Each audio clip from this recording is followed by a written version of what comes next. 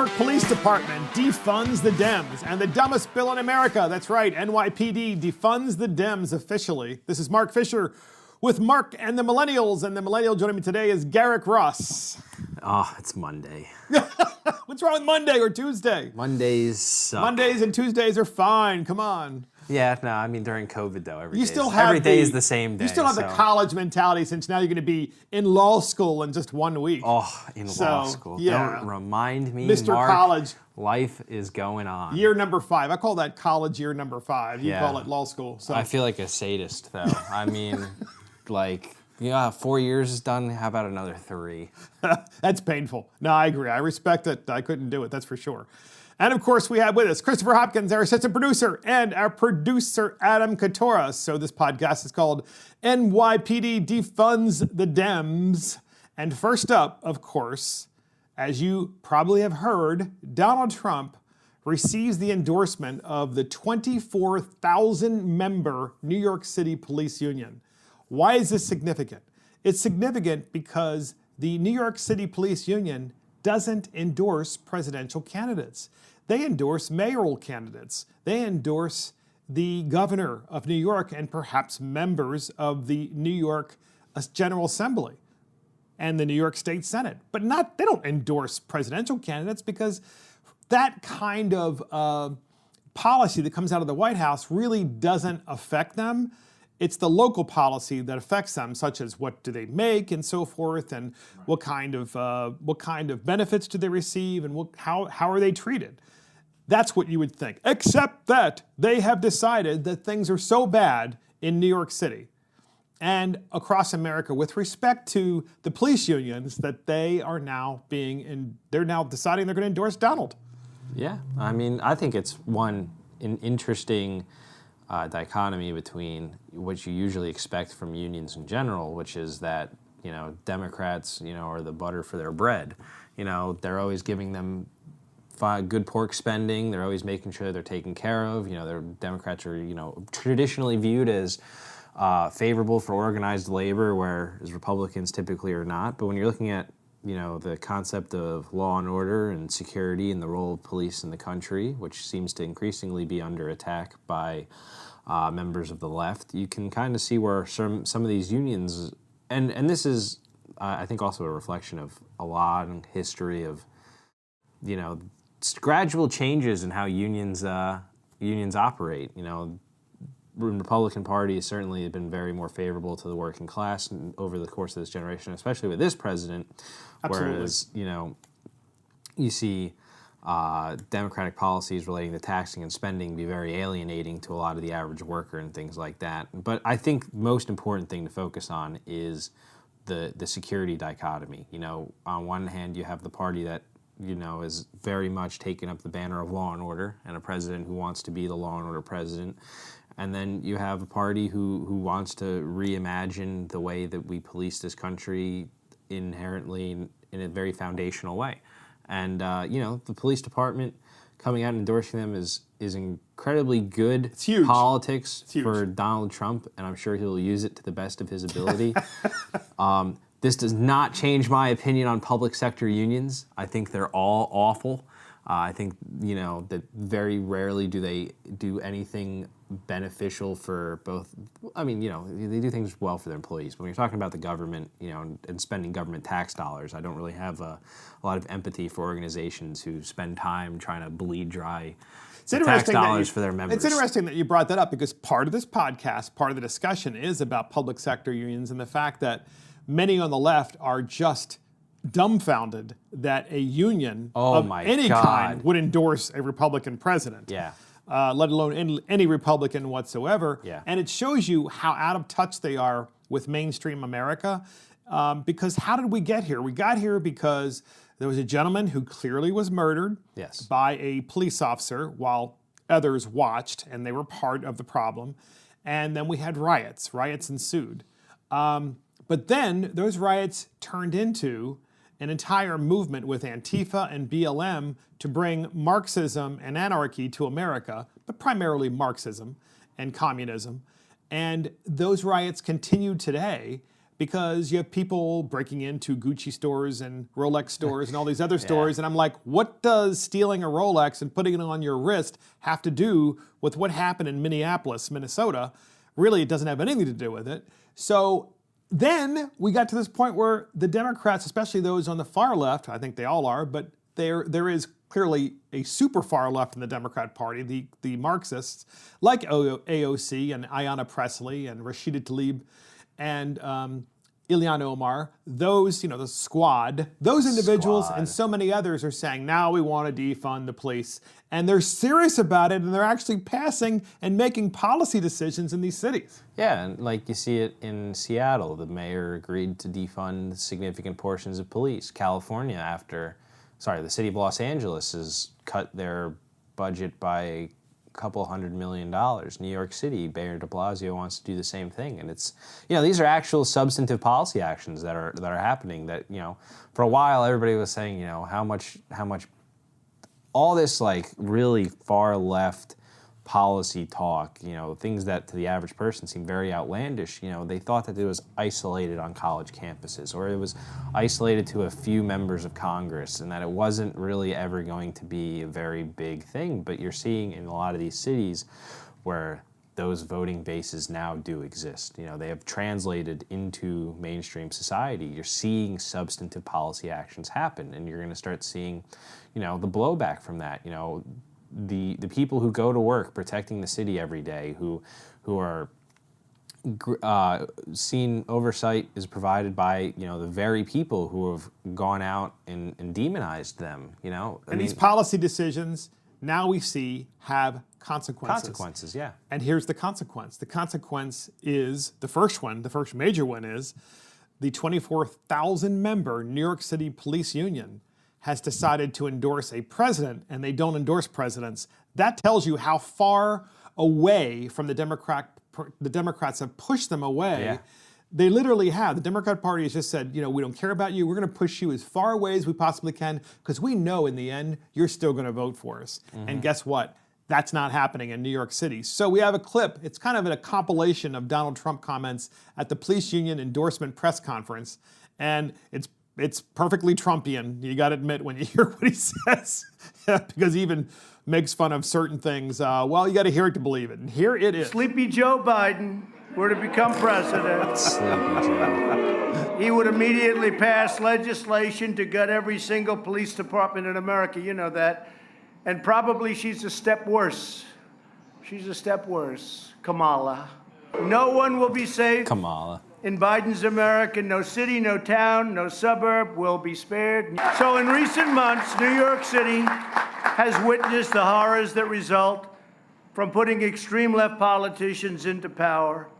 De Blasio has launched a crusade against, and he really has, he has launched a real crusade against the police. He caught himself. Rioters have rampaged through Manhattan and looted Fifth Avenue. An NYPD sergeant was left, as you know very well, in critical condition after being run down with a car. A Molotov cocktail was thrown into a police vehicle in Brooklyn. Joe Biden and Kamala, they always say Kamala. Paris have a plan to spread this mayhem to every community in America. My agenda is anti-crime and pro-cop all the way, and that's what it's got to be. So there you go. There is Donald Trump. Anti-crime, pro-cop. I mean, yeah. Yep. There he is drawing the battle lines with the far-left Democrat Party who wants to defund the police, and there he is being endorsed by the 24,000-member New York City Police Union and saying, I'm with the police. We do need law and order in the streets. There's a reason that we need the police, and we're seeing that reason today, every day, in Chicago with the riots in the streets, in New York, in Seattle, and in other places in the country. Thoughts? I thought it was an interesting press conference. Let's all go on some crusades later. That's right. He said crusade, and then he stopped and did like a fake segue so that he could reread it while he was talking, and then realized, oh my God, that says crusade.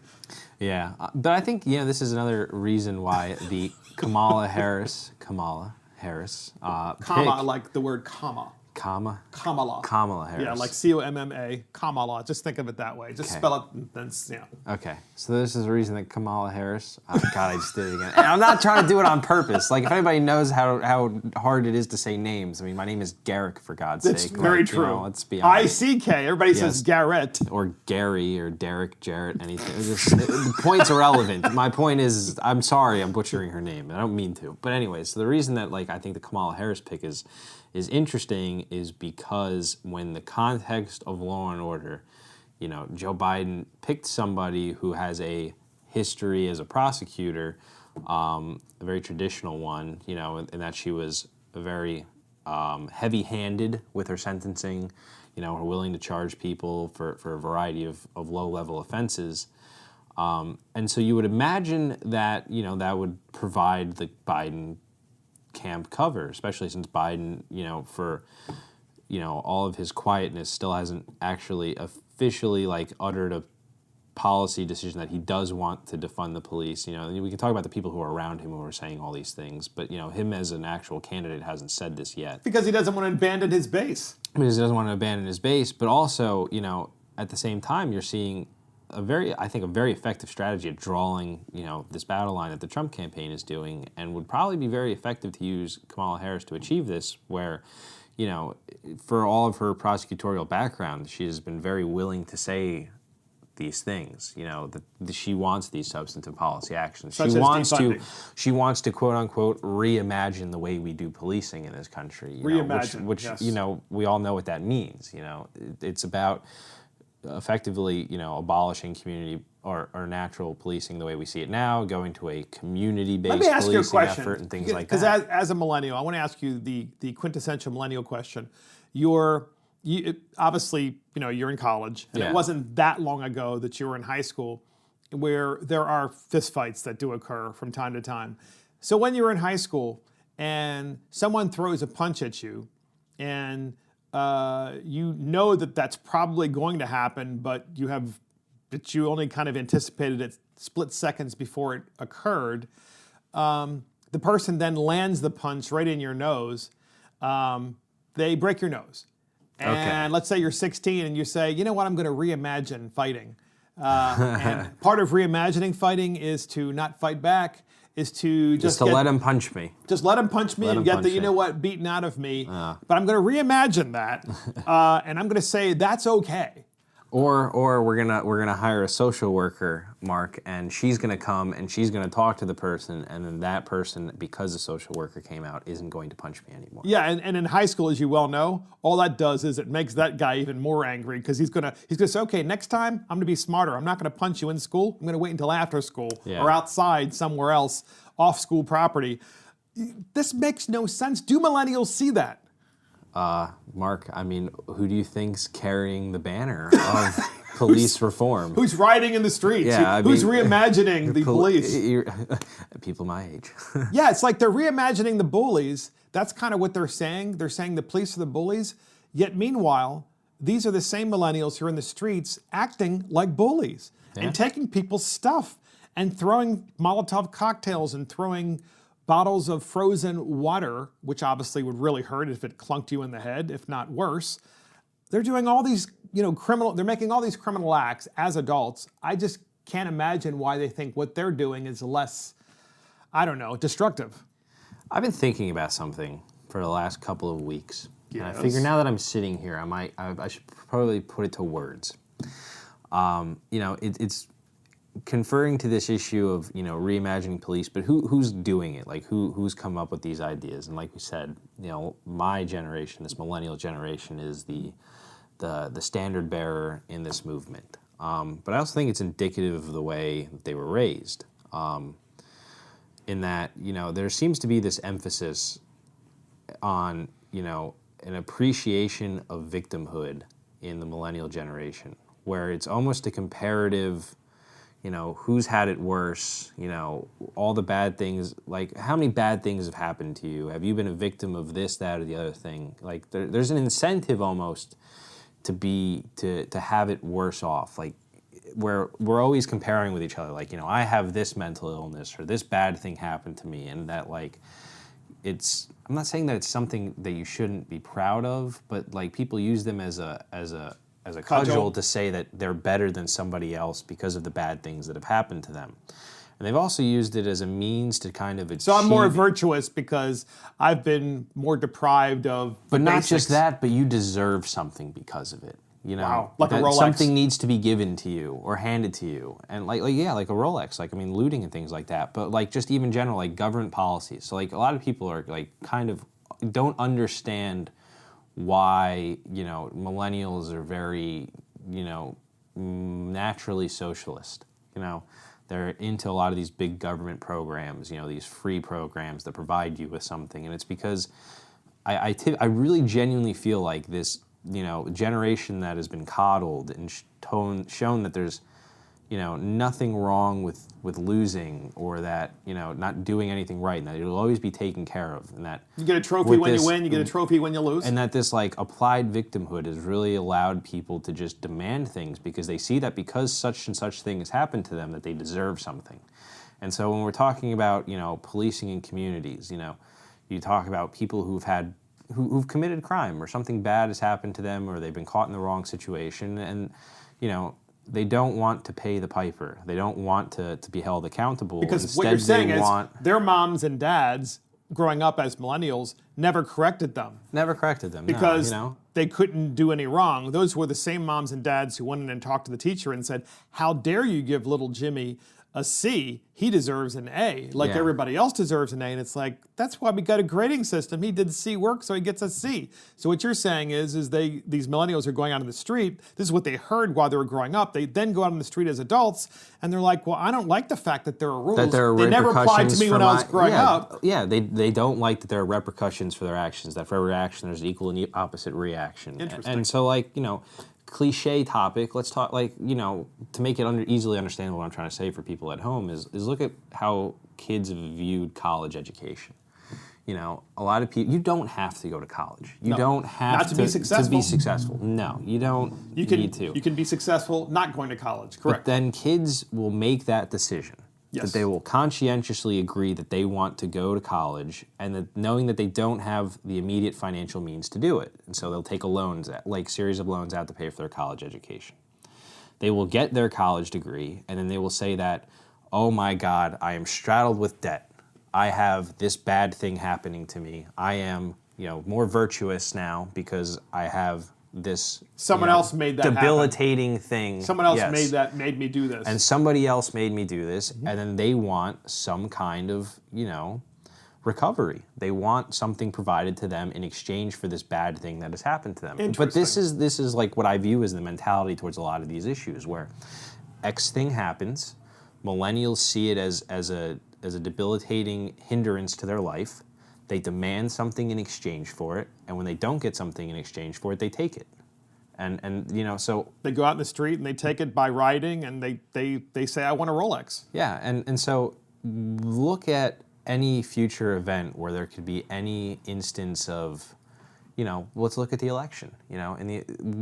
Say the conclusion of the election, and there is a clear candidate who wins, that it's not who this generation wants. I mean, you will see the same principles, that I'm just espousing. Like we saw in 2016 with Hillary Clinton. Like we saw in 16, like we saw at the conclusion of the primary when Bernie didn't win. All these things as if your life actually is substantially worse off because the other person won without really realizing. This is something that the boomers, I think, we failed at teaching, which is, and I do mean this, and that is that the best way to move forward in life is what you do. Yeah. What you do in your life. And I've seen so many people who don't seem to understand that. Yeah. And they say, well, because Hillary didn't win, I'm not going to be able to achieve all those things that I thought that I would achieve in my life. The only person... What a bunch of BS. The only person who can stop you from achieving what you desire is yourself. Absolutely. And I firmly believe that. And people can make all the cases that they want about what they view as systemic barriers and hindrances in your opportunity to achieve things in life. But I'm sure it is more difficult for some people than others. But in the end, it is about how badly do you want it? How hard are you going to claw your way to the top? I mean, can you imagine telling, a 10-year-old Barack Obama or a 10-year-old Tim Scott, but I just mean this as general as people that I agree. Can you imagine telling them, the system is going to prevent you from being two of the most powerful and influential African American men in history? It's just, but this is like, I know we segued from a completely, some people I think this is kind of off topic, but I'm talking about when it's we're very talking, relevant. because we're talking about policing and, how my generation sees policing as a systemic, hindrance for a lot of people to achieve their dreams or their goals, and that they feel entitled to having something different, a way to get rid of those consequences for their actions in terms of a social setting. And, and it's all tied in, because I think to really understand where we are as a country, you have to understand the mindset of each of the demographics. Why are they the way that they are? Like, boomers have a very pull yourself up by the bootstraps. Yes, we do. Anything you Yes, can we do, do. you can do yourself mentality.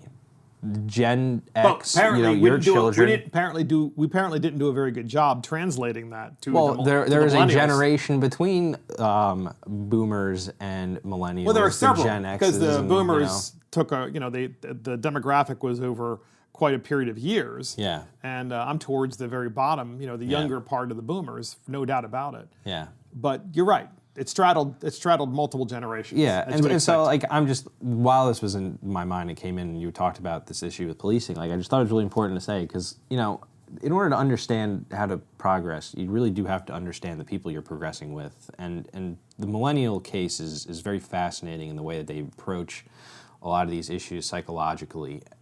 Things, because I think empathy is very important, but in order to empathize, you have to understand. And I think that... And that's an interesting point, obviously, about, not obviously, it's an interesting point about millennials and empathy, because that's something that a lot of boomers don't understand, because boomers are, as you said, pull yourself up by the bootstraps. Yeah. Hey, stop crying, kid. You get right back up after you fall down in soccer, and you just go right back out there and you play the game. And I'm not saying that, the boomers are wrong and that the millennials are right. By millennials, far, I think the millennials opposite. are a lot more sensitive. Yes. They're a lot more sensitive. At least that's what they tell us. And my except point that is to as contend boomers, when we change. see people riding in the streets and stealing Rolexes, and by the way, out there in podcast land, the reason I'm saying Rolexes is because if you really were someone who was impoverished, was or impoverished struggling and desperate, to feed their family, you'd be going to the local grocery store. That's where or you'd you'd be be going to the Kohl's or the place that you were. To or get you'd be clothes, going to the local pharmacy, the CVS, but more than likely the grocery store, since they have pharmacies in there as well. That's where you'd be going. You wouldn't be going to the Rolex store. That's why at this particular point in the rioting and so forth and the unrest, this is all a bunch of BS. Because you see it in all these upscale, shops and lucrative districts. It's not, Absolutely. It's about wanting things. It's not about, survival. So NYPD, of course, endorses Donald Trump. Yes. And AOC, good old AOC, Alexandria Ocasio-Cortez, blasts the New York Police Department's union for endorsing Donald Trump. Oh boy. And so we have a couple of clips on this, but the first one is AOC a couple of months ago talking about defunding the police. So it's kind of interesting. She talked on George Stephanopoulos' show, I think it was Good Morning America at the time that he was on. She talked to him a couple of months ago about defunding the police and how she thought it was a good idea, and she absolutely supports it. And then a couple of months later is shocked that the NYPD is not endorsing her candidate. So here's AOC. We got a clip of her. Here it is. Excuse me, sorry. What do you say to your fellow Democrats who say the slogan defunding the police gets in the way of the argument you're making? You've even got the chair of the Congressional Black Caucus, Karen Bass, saying it's a distraction. Yeah. Well, we can't necessarily, I don't think we can control what is happening right now in this moment, right? Our job as elected officials is to listen. And we can't control that everyone is going out in the street and saying Black Lives Matter. And just a few years ago, everyone said that Black Lives Matter polled poorly, that it was divisive, that it required too much explanation.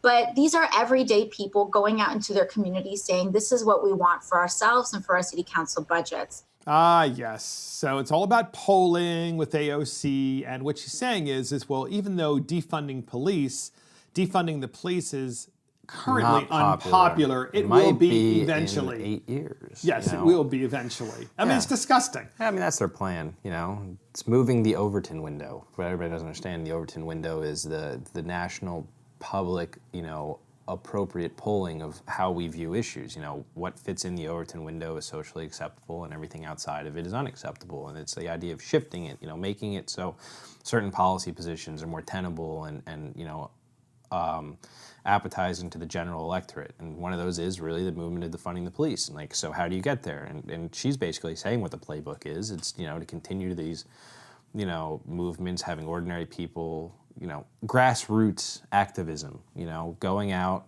continuing to say this message, and year over year, more people will become, you know, more accustomed to it, you know, dull to it, numb to it, and then they'll accept it. So listen to this. This is what she said specifically about the endorsement of Donald Trump by the NYPD. She said, "Does anyone else see a potential problem with police unions, enforcement arms of the state with lethal weapons, promoting preferred candidates for office, or is that just me?"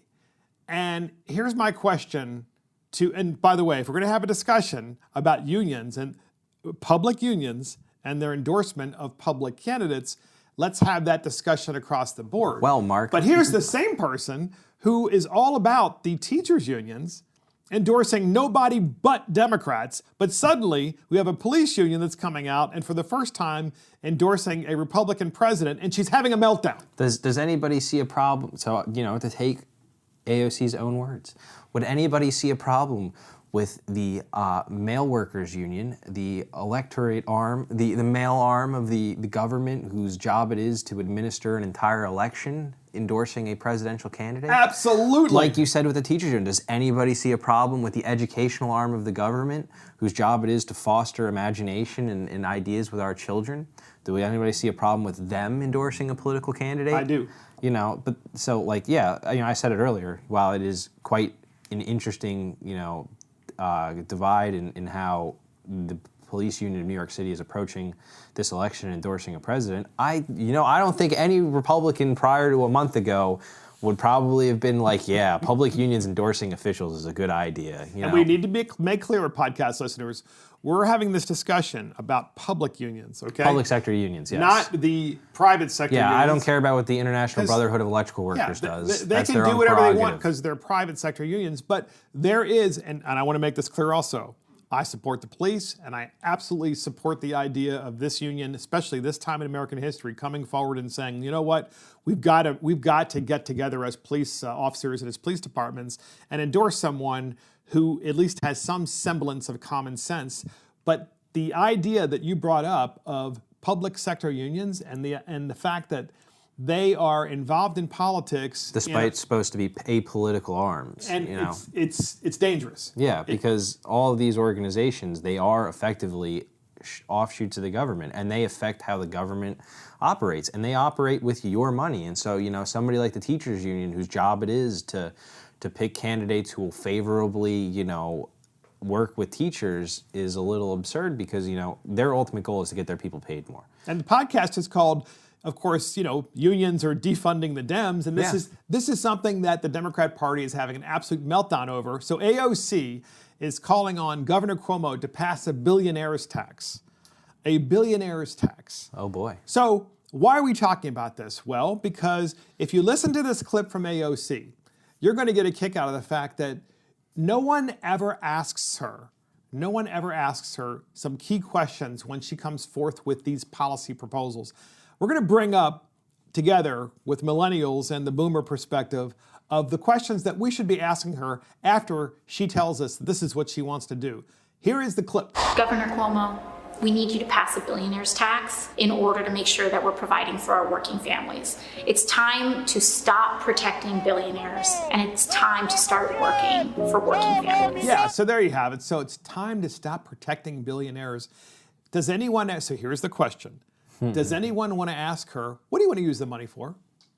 Specifically. So here's the old school way of governing. The old school way of governing, which by the way makes perfect sense to me, is if you are going to raise the gas tax, which means that every time you go to the pump to get gas, you're now going to pay more because the gas tax per gallon is now higher than it was. Then the question for the public policy people and the elected officials is, what are you going to use the money for? Oh, roads and bridges. Oh, no, no, no, no, no. I want to know specifically what you're going to use the money for. Which bridges are you going to replace or rebuild or repair, and which roads? And how long will this money last? And what are you currently using the money for the gas tax? Is it being rerouted to things other than roads and bridges, which it usually is in most states, by the way, as well as in the federal government for sure? But no one ever asks in the media, because we have such a failed media right now, to AOC. They don't ask her the question, or all the other members of the squad, what are you going to use the money for? Yeah. It's all flowery, the answers. What are millennials? What question would a millennial ask her? Yes. Well, I would first ask, so AOC, it seems to be that given the deficit shortfall, there's two ways to raise revenue in your state. You can either raise taxes or expand the economy.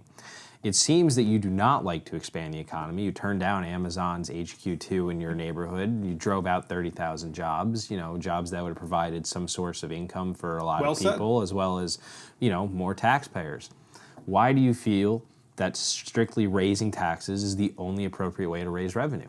And do you think that it is sustainable given what we know about the mass exodus of millionaires in a state across the Hudson from you in New Jersey, where they have the largest exodus per capita? Do you really believe that long term that these economic policies are sustainable for New York City and the district you live in? Because great question. Because quite frankly, I don't see them as sustainable. I don't see them as useful either. Because currently, that same clip, Governor Cuomo is not for raising the billionaires tax because he quite literally understands basic economics and how mobility works in the state. And, it's easy for somebody like AOC, because I don't think it's a serious proposal. I think for her, it's just a way to drum up her base and, the politics that she believes in, the eat the rich politics. And but that's why, so I agree with you. I agree with you that she realizes it's not a serious proposal, even though there's merit, of course, to looking at how to raise revenue right now. The fact that billionaires have been very successful during this pandemic. Yeah, and that's a discussion that's worth having. But it's always, my point is with AOC, it's always we want to raise money and we want to tax the rich, get those bad billionaires. Yes, and we want to get those bad millionaires, make jobs, and then no one asks her the question. So what specifically are you going to use the money? First, how much will be raised? What are you going to use it for? And how do we measure success? Why don't we ever cut spending, AOC? No one, and I'm just hoping at one point the millennials do ask these questions. And I do think the boomers should ask the questions that you ask, and which are quite relevant, which is, you're running New York City's economy into the ground. Do you not see that? Yeah, I find it cynical because when we're talking about working families, we should be talking about the middle class. How are these tax and spend policies going to help the middle class? Mm-hmm. I don't ever see any general instances aside from, like you said, fixing infrastructure where any of these policies adversely help the middle class. They typically go to elevating, the lower class. I think it's a great point. I think that conservatives and Republicans and independents alike, but also Democrats, to be quite frank, AOC is a very niche minutia of the left party. I think it's a growing part, but for the most part, all center corporatist Democrats would agree with everything I just said. I think I think that's certainly to an extent. Yeah, not everything, but to the idea that you can't just continue to tax. But once again, I'm hoping at some point the media and the American people and other politicians start asking the question, okay, that's a great platitude. I want to improve infrastructure. Tell me what infrastructure you want to improve. Tell me what it's going to cost, and tell me how much your policy proposal is going to raise so that we can measure success. And this is the problem. It's just like the Green New Deal. I want to raise taxes because I believe in the Green New Deal. And we're going to put $1 trillion into green housing, and we're going to retrofit every building in the United States. And we're going to eliminate cars and does planes, it mean? And everybody's going to transfer everywhere by rail line and metro. And it's just, except for the very rich who will continue to fly planes, naturally. Yes. So, a group in Oklahoma, talk about the pushback, podcast listeners, the pushback of defunding the police is now occurring, because we see it in New York with the police union endorsing Donald Trump. We see it with the Democrat Party having a meltdown because they're noticing that unions are actually looking away from them. And we also see it now in Norman, Oklahoma. It's a town in Oklahoma, a city. And the mayor there, a very left-wing mayor, decided that she was going to defund the police, and actually the council, along with her, passed legislation to do just that. No sooner did that happen than a bunch of petitioners got together and they put together a recall movement. And the idea is to throw her out of office, just her. Meanwhile, one of the council members has already resigned because he sees the writing on the wall. The other council members are holding tight, but the recall movement is just for the mayor, and they have enough petitioners now to recall the mayor. We have the petition organizer, and here it is in his own words at the petition rally, and we have the clip from him, and here it is. What the message is, you're not helpless. You're not helpless against radicals. You're not helpless when someone tries to take away your city. When people try to defund your police, and they're silent when people attack you, when Antifa comes in, you ask them to condemn all this. That's the formula in all these other radical cities. That was people beeping their horn as he, because they saw him, and yeah. supporters like, yeah, Oklahoma style. If it was in the Northeast, it would be like, man. Honestly, As good you for will them. say, Mr. Northeast. Good for that. Oh, I live on the horn. My mom lives in Texas. When she first moved to Texas, she went over to the DMV, and they saw her New Jersey's license when she was trading in for a Texas one, and they said, "Ma'am," and my mother was like, "Yes." They go, "We don't use the horn down here, right?" She goes, "What the hell do you mean? What are you insinuating here?" And, I'm from New Jersey. That's all we do. We live on the horn. Yeah, rightfully so. So yeah, that's that. But also good on Norman, Oklahoma for, we talked about it a couple weeks ago. It's what has to happen. The prescription for bad governance is removing the elected leader. It's not about, usurping authority or appointing authority to a higher entity. It's about, the population taking charge, taking control of their city, and electing leaders who will do their job as dispensed by the people. And so if you have, these mayors who are ready to capitulate to woke mobs, and you're just an average everyday citizen in Norman, Oklahoma, take back your city, vote them out. Vote in people who aren't so willing to listen to a loud minutia of people. Absolutely. And meanwhile, same thing. Mayor Jenny Durkin of Seattle, she's the mayor who said, summer of love. Yeah. It's just a summer of love. Don't worry. They're looting, they're burning, they're pillaging, they're raping, they're hurting cops. But somehow this it's doesn't the summer sound of a love. lot like Woodstock, but okay. No, not at all. So Jenny Durkin of Seattle, she's the mayor there. She's also in a battle for her very survival because there's a recall effort going on there. But there's a difference. In Seattle, the recall effort is being organized by individuals who think that she hasn't been hard enough on the police and that she's in cahoots with the police. Yeah, that's and the whole social justice thing is justified in downtown Seattle, including Chop Chaz and all of the other stuff that went on there. Murders, rapes, God knows what else. So it's actually an unusual group of people, some of whom, of course, want there to be more law and order, but most of whom want there to be less law and order. But nonetheless, the pushback is occurring. Yeah. And I think maybe with Seattle, when you have a city like Seattle that's so far gone with respect to the way people think in that exact city, not the state of Washington, but just the city. Yeah, you'll probably see. Maybe they need to fall apart first before they can they have to rebuild after they fall apart. With Seattle's luck, they're going to replace Jenny Durkin with somebody way more liberal than That's my point. That's exactly.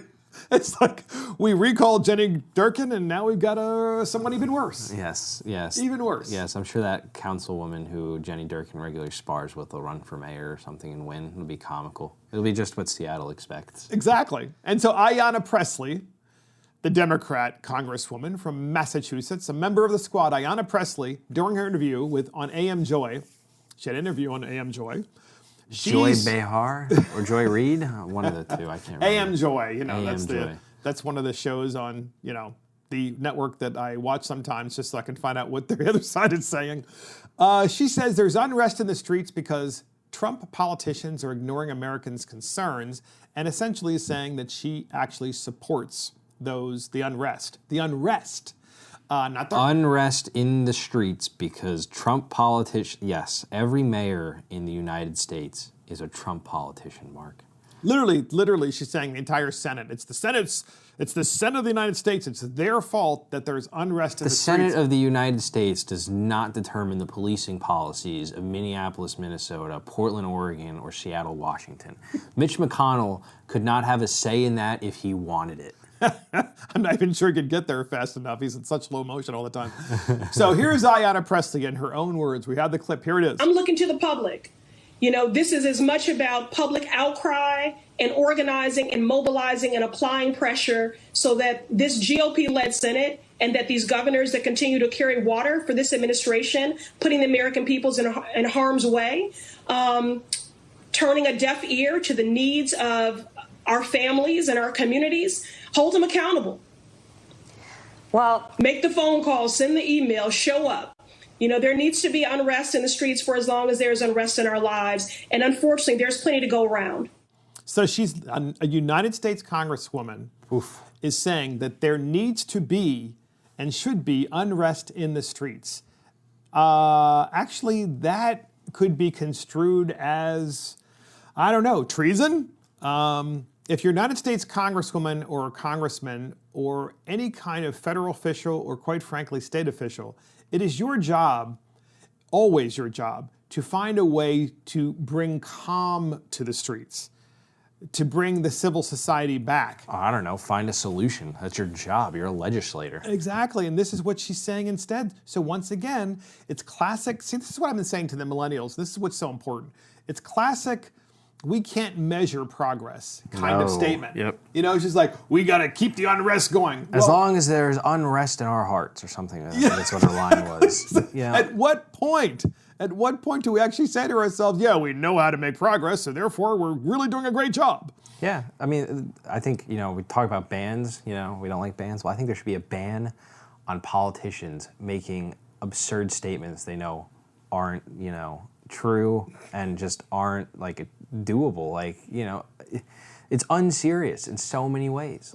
I get her, she's all trying to rile up people and, go out and be an activist and, incite change in your neighborhood. But, that was nothing more than an anti-Trump, political statement said on primetime news. So the podcast listeners should know this. They should know that there is a way of disciplining United States congressmen and women. Yeah, they censor them. The Speaker of the House can censor them, or the Speaker of the House can move their office. Yeah, well, to a really undesirable Nancy location. would be kissing her second term of Speaker tenure away if she did that. And this is part of the problem, right? Because we have a Speaker of the House who won't greedy. whip these individuals in a way to let them know there are lines that you cross, and one of those lines is encouraging rioting.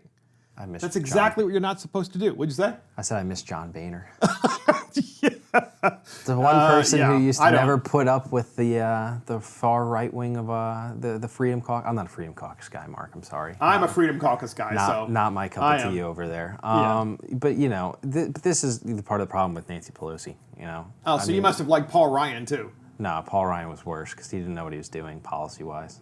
So you like John? So look, John Boehner did some good things, such as school choice in D.C., and he fought constantly with Obama to try to implement that, and we know that. But the fact of the matter is, the Freedom Caucus guys, I'm certainly on their side, and we've proven that the American people were ready for them, because that's why we have Donald Trump as president. There's no doubt in my mind. The American people are tired. But go ahead, Mr. Millennial, let's hear it. Oh, well, we were talking about Nancy Pelosi. Yeah, that's what I was going to go on about. Well, we're talking about Ayanna Pressley. Now, Nancy Pelosi should rein her in. Well, Nancy Pelosi won't, because this is the problem with these septuagenarian politicians who are running the U.S. right now, between the turtle in the Senate, Nancy Pelosi in the House, and then President Trump and nominee Biden. I mean, it doesn't get much older than all of them. Hashtag trending boomer remover, right? Boomer remover. No, but so you have a woman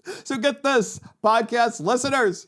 California State Assemblyman Rob Bonta, Democrat of Alameda, introduces an exit tax, meaning that if you move out of California and your income at the time you lived in California was at least $30 million, or you had $30 million of assets, that kind of thing, and you decide to move out of the state, that California is going to charge you an exit tax of 4%, and it's going to be a surcharge on top of all the other taxes, and it's not going to end.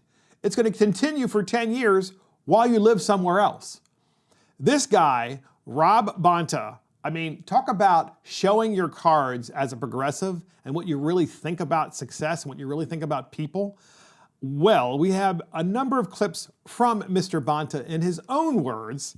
And first up, here's Rob Bonta explaining his wealth tax. Here's the clip. Have me, Neil. We're proposing a wealth tax, which applies a 0.4% tax on wealth above $30 million. It affects about 0.15% of the California population, so not the top 10%, not the top 1%, the top 0.15%, about 30,000 people, and should generate about $7.5 billion a year.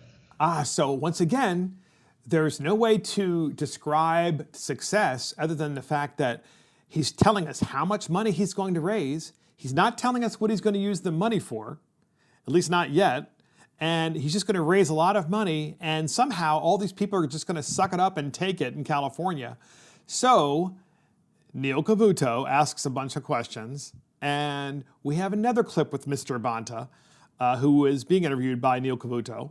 And here is the clip. That will happen, and we also have structured the wealth tax so that avoidance is not as simple as moving to another state. We have a phased-in approach whereby if you move in year one, you're 90% of the tax still applies to you. In year two, 80% of the tax, and so on for 10 years until it phases out. So when you move, according to Mr. Bonta, in his own words, it's hard to believe that he actually is explaining it and really proud of it. But in his own words, he's saying, yes, so when you move, you still got to pay the tax. So when you move to Texas out of California, or when you move to Nevada out of California, even though you've been there for a few years, you're still paying us what you owe us, because you owe us. Millennial, would you ever move to California now, if this ever passed? No, maybe my dad should move back from California. Does your dad live in California? Yes, he does. And, Okay, then. It is an expensive place to live already on its own. I can only imagine how much more expensive this will make the place. Especially because what do I think is going to be the natural, fallout of this? I do not believe his carried liability clause, which is basically that if you move, you'll still have to pay the state tax. I don't believe that is legal. It's not constitutional. Will be upheld in court, because now you're, I believe, violating interstate commerce rules. Just natural federalism. But so, he's going to probably decimate his tax base here because... Let me ask you something about federalism. This is important. Yes. Because I'm glad you brought that up. So federalism is the idea, of course, that we have 50 states, and all 50 states have their own unique governments and their own unique way of governing, and which is a really good thing. They don't have any claim to each other. And correct. And the interesting thing is you get to move from one state to another and decide freely decide where you want to go, depending on a lot of different considerations. Yes. And what this tells you about the exit tax is Mr. Bonta, the Assemblyman Bonta, who put the exit tax in, he wants all states to be the same. And it tells you, because really Californians, they're that arrogant, they want, and the far left, they want all states to be exactly the same. They want them to be really high tax states. They want you to really suffer if you're successful, and because that's the way they think. And all I can say is thank God for the Founding Fathers that they have this system of federalism, that we have options of places to go when states are screwed up by places like, in places like New York and Chicago and Seattle and California. Go. Well, if you don't like California tax and spend policies, I have some news for you. There is a California senator on the ticket for the Democratic nomination for president. So, just something to consider when you go to the polls, everybody. Yeah, that could be problematic. Yes, I mean, I could see, her as somebody pulling some of the levers in, because I don't think Joe is necessarily in his right mind. And just remember, some of the policies are going to be her initiative. And if you don't want to pay high federal income tax after we just, had a nice tax reform bill a couple of years ago, keep that stuff in mind, people. So Neil Cavuto is the final clip on this. Neil Cavuto asks Rob Bonta, the assemblyman from California, won't people leave if this bill passes? And we have that clip, and here it is. No. But the fact of the matter is they were apparently not appealing enough for scores of companies to leave your state, go to places like Texas or Florida, safer confines for themselves and their money. I mean, it hasn't been just an exodus, it's been a jailbreak. Look, on the margins, Neil, some businesses may decide to leave. That's their decision. We still do have a lot of very successful businesses. We have quite a few successful businesses in California, Neil, as you know, Silicon Valley. But they're down. They're running away. They are running away, right? Well, our millionaires and billionaires have grown. Our economy has grown. I don't think the image of folks fleeing has panned out. I don't think it's historically true on the margin. So what Mr. Bonta doesn't understand is that there's always a tipping point. So in the state of Maryland, they passed a millionaire's tax, and then they continued to pass a bunch of other taxes as well prior to the millionaire tax and since then. And it got to the point where there was a tipping point when people realized, hey, look, as much as I love living in this state, as great as it is, can't afford it. I just don't think this is a place I want to stay, because I don't see any end in sight, and I don't like the direction in which it's going, and I don't think the direction is going to change because there aren't enough people that are critical thinkers like me. That's what so many voters said. So they voted with their feet and they moved elsewhere. Same thing's happening in California. They're hitting that tipping point, and this guy doesn't realize it, Bonta. So he's saying, you know what? I'm going to put this bill in anyway. It's an exit tax. We're still making lots of millionaires. We're still making billionaires. By the way, that is true. That is true. That is true. Compared to 2011, have more millionaires and billionaires. But, do you want to maintain your millionaires and billionaires? Do you want to maintain the businesses in your country, in your state, that are helping to, keep the economy and your budget green? Well, in this case, it's never quite green in California. It's very red. They already operate under a deficit. California red? Wait a minute. Green red? I don't know. So California's not red. No. They think they're green. In the red. Yes. Is what I mean. They're in the, or because the black of spending. is the phrase. Because that's what we're saying. Yeah. There's no. Go ahead. Yeah. So do you want to maintain these economic powerhouses in your state? Because I read an article about this, and they were talking about whether this bill would even be like sound policy and effective. And the answer from basically everybody with a general, economic qualification said no. So the Tax Foundation, I view them as nonpartisan. The liberals think they're very partisan, but they just call out bad tax policy where they see it.